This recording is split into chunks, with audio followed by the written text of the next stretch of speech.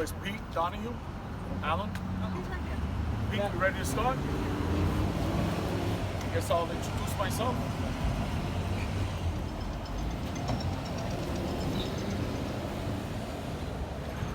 Good morning, everyone. I want to first thank everyone, the press and all the elected officials for being here on the day before the holiday. It just highlights the importance of the concerns that we're going to speak about today. I will start by saying that our priorities are different from the authority. Our number one priority is assaults on our frontline employees, right? And I will get into how, at the end, with the cleanup cuts, how that affected the root cause of conductors and train operators and cleaners and a lot of our frontline employee bus operators being assaulted almost every day. No one comes to work, or everyone should put their shoes or try to live the life of a transit worker for one day, if you survive one day in the authority, because you got to be prepared to come to work, to be yelled at, to be screamed, to be spit at, and to be punched.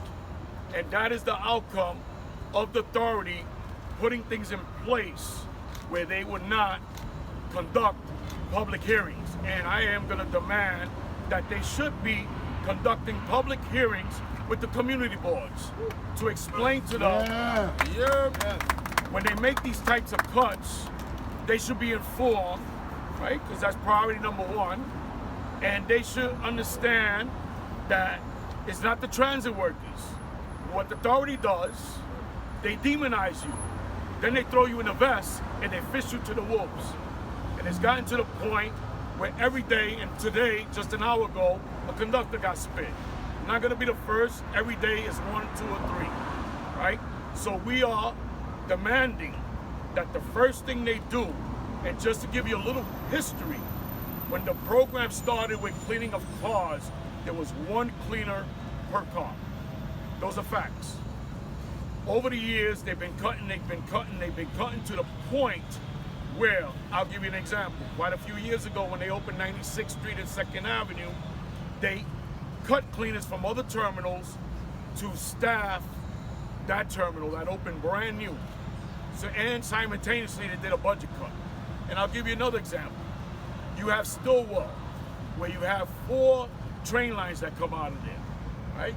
You got one train line goes to 205th Street in the Bronx, one goes to Ditmars, one goes to 96th Street, and one goes to 179th Street. So now, these trains in the middle of the night, midnight, they go out an hour and a half minimum, and an hour and a half back, right? And say, if you see them numbers, right, because them numbers are growing, and for argument's sake, you know the MTA never gets their numbers right, but I'm gonna rely on these numbers. These numbers are showing delays, and these numbers do not pertain to paper cups or napkins. These numbers are numbers that they use to justify train delays, and most of them are tied in with sick passengers, right? And we're talking about feces, vomit, urine, right? Now, these trains will go 3 hours, and at Stillwell, you got 2 cleaners per line. So that means the train went up an hour and a half, and if they get fortunate that a passenger happens to tweet that there's a dirty car, there's 3 options the authority has when that happens.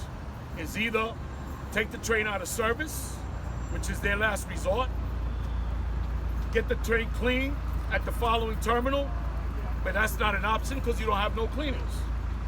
And if a customer doesn't report it, that train will go up and down. And then when it gets to Stillwell, put yourself as being one of the 2 cleaners that are there dealing with a train that's been 3 hours. You start in one car, you're never gonna reach the last car. And if it's that's not reported, it's just gonna bounce up and down. And that affects the public.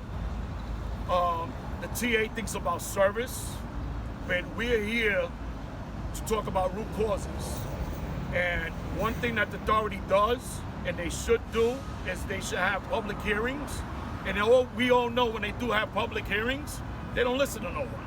It's like having your stock market portfolio manager, and you're investing the money, and you're telling him I want a meeting to talk about my money, and he hears you out, but he keeps screwing up your money that you're investing in the stock market. It's similar to what the MTA does. They need to take the writing public serious. They're the ones that are paying the fares. They're the ones that should be deciding how their money is utilizing. The union has ran a campaign because we're saying if you're not listening to the elected officials, maybe, or the union, you should listen to the writing public. Anyone could go on the website, right? And who has that sign with the trash trains? Let me get that poster. Anyone could go on the website. You could vote. You could post pictures. A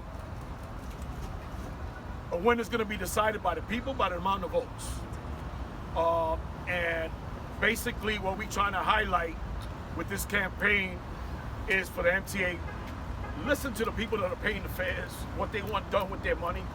They should not be deciding and having phony hearings. What I am demanding today, that immediately they restore the 80 cuts that they made in the last 2 or 3 years.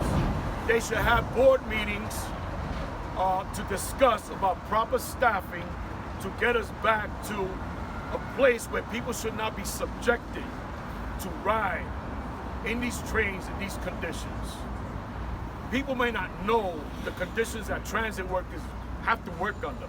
And I'm not even going to talk about the facilities that we work under. Right now we're highlighting that the riding public, train operators, conductors, and cleaners and frontline employees should not be put in positions where the riding public is angry. The MTA has an obligation under the workplace violence law to protect employees. Every day we're being assaulted, punched, spit on. Enough is enough. There is no other public servants that go to work that have to think about, today I'm being abused. Verbal abuse every day. Never get a thank you.